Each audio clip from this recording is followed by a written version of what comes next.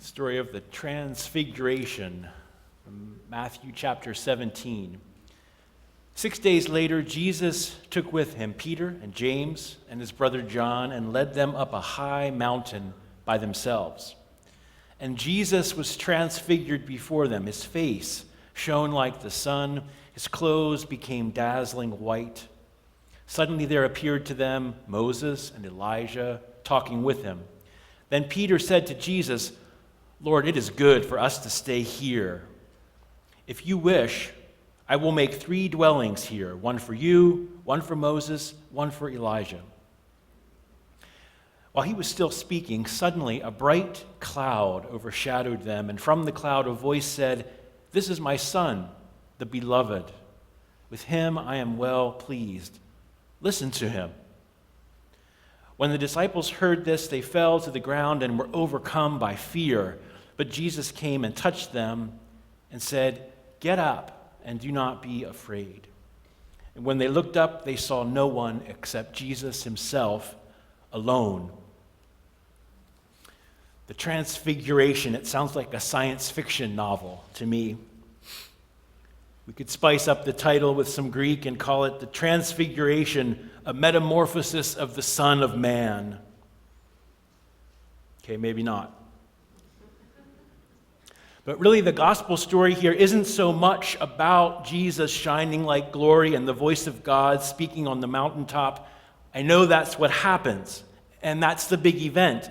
But if we're reading Matthew up to this point, we'll see that what might be more important is what is Jesus' good friend Peter going to do about it? And as we receive this story, what do we do about it as we learn who Jesus is? A handful of verses back, Peter has already answered a question from Jesus. Jesus says, "Who do you say that I am?" And Peter said, "You are the Christ, the Son of the living God." He hit a home run. It was the right answer. So the big drama here as the story goes on is, what is Peter going to do about that? And what are the other friends of Jesus? And what are we going to do about this? And on this Transfiguration mountain, we're wondering if Peter and James and John are going to just stay there forever. Will they build a house for Jesus and sit down safely beside him and Moses and Elijah? Or will they follow Jesus back down the mountain and go with him into the messy work of living and dying for the kingdom of God? The story lets us work with these questions too. Who is Jesus Christ in us and for us today? When my oldest daughter was very small, maybe 4 or 5, a little friend of hers asked, I don't know why she asked, but a little friend of hers asked, "Who was Jesus?" And my daughter immediately, without even thinking about it, shot back, "Jesus was a sailor." She had been listening to me, listening to Leonard Cohen, the Canadian poet, who in the second verse of his song, Suzanne, said, "Jesus was a sailor when he walked upon the water, and he spent a long time watching from his lonely wooden tower. And when he knew for certain only drowning men could see him, he said, 'All men will be sailors then, until the sea shall free them.' But he himself was broken long before the sky would open, forsaken, almost human. He sank beneath your wisdom like a stone." It's just that kind of sort of cryptic, dark reference to Jesus' death that Peter was reacting against and so upset about at this point in the gospel, because Jesus has started to talk with his disciples about the fact that he's probably going to get arrested and maybe even killed because of the kind of trouble he's stirring up. Peter didn't like it. This is not the way the Christ, the Son of the living God, should talk about dying, about getting arrested. The Son of Man is supposed to win and conquer against those corrupt powers who would arrest him. No matter what. So Peter is Jesus' star pupil 1 minute, saying, "Oh, who are you? You are Christ, the Son of God." Good, Peter. And then as Jesus starts to talk about his death, suddenly Peter takes a fall. And he actually takes Jesus aside and he says, "Listen, this cannot happen. You're not going to get arrested. You're not going to die. We won't let it happen." And Jesus says to him, "Get behind me, Satan." He's not messing around. He wasn't like, "Peter, let me explain this to you. Get behind me, Satan," he said.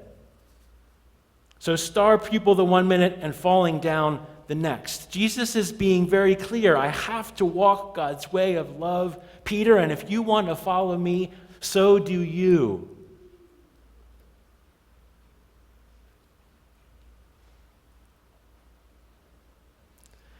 So maybe that was the end for Peter, not understanding what Jesus is about. But no, because 6 days later, Jesus takes Peter and James and John, and they go up on the mountain into the cloud of presence, and they see Jesus dazzling white in God's glory and hear God's voice saying, "This is my Son, the beloved, in whom I am well pleased. Listen to him." Peter gets another chance, just like we always do. "This is my Son, listen to him." Matthew has recorded this message before when Jesus showed up at the Jordan River to be baptized by his cousin John. There was a presence of God and a light shining on Jesus and a voice saying, "This is my Son, the beloved. Listen to him." In these times of transition in Jesus' ministry, and in these times of Jesus' friends and followers being called into the next step with Jesus, these experiences happen, and these opportunities to walk through fear happen. "Get up and don't be afraid," Jesus said. We hear this in the Bible all the time, over and over again.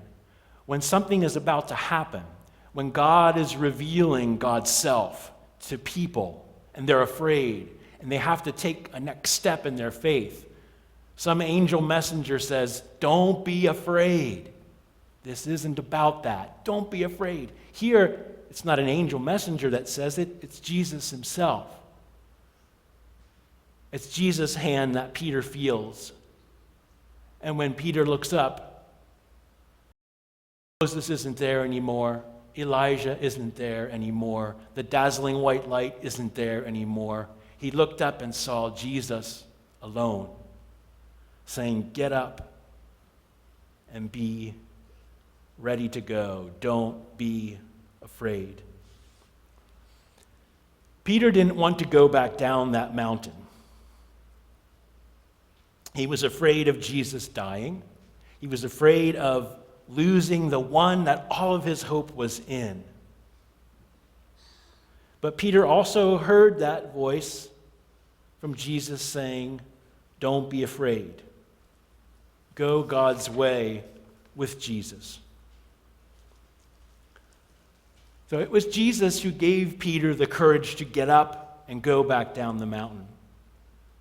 And when Jesus was a sailor, walking on the water, it was Peter who jumped out of the boat in faith and hope and love and terror and went on the water to Jesus.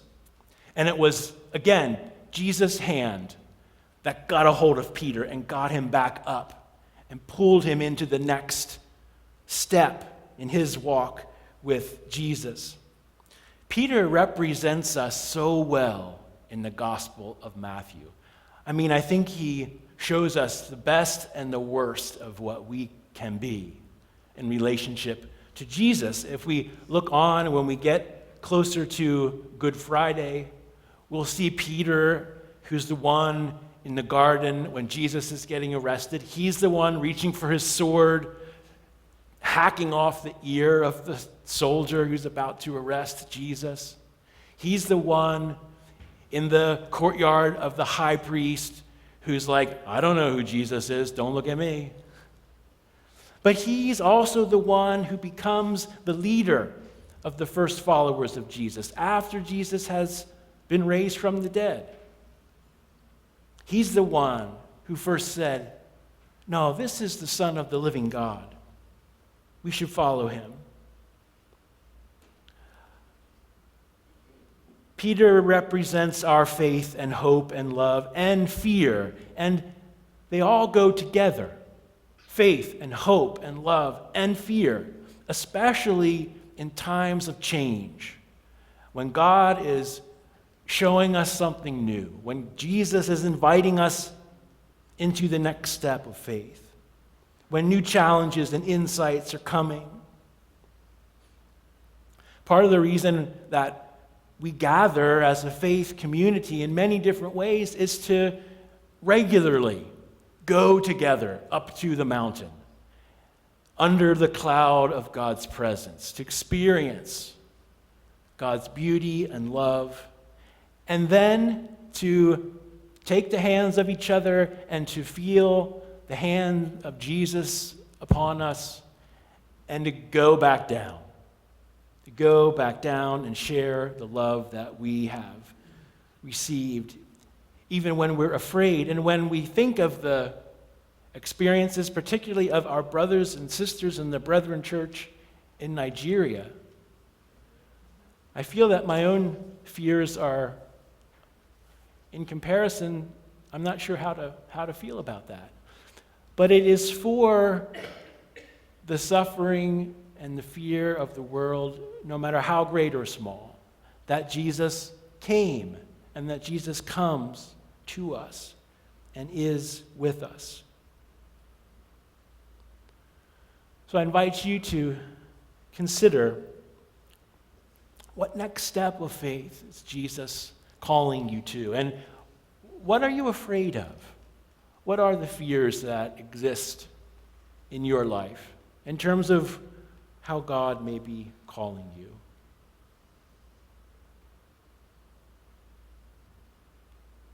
And then I invite us all to imagine the hand of Jesus on our shoulder and the face of Jesus looking at us, just the face of Jesus, no one else, and the voice of Jesus saying to us, get up and do not be afraid. Thanks be to God.